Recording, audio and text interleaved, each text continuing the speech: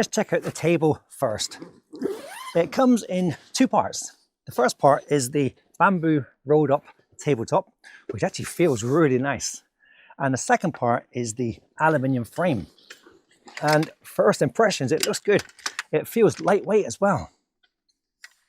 Setting it up really couldn't get any easier.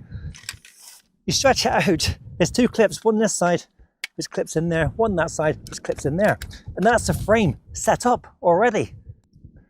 The bamboo and aluminium tabletop is held together with a Velcro strap. And then you just roll it into place.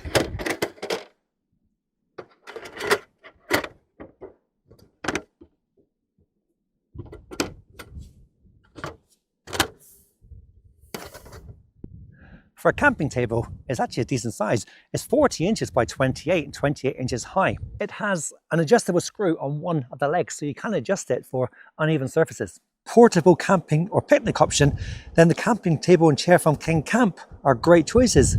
Whilst they're a bit more expensive than budget models, the build quality and easy setup make them really worth it. Oh, I could sit here all day, but those views are fantastic. Thank you for watching. Whatever you're doing, have a great day.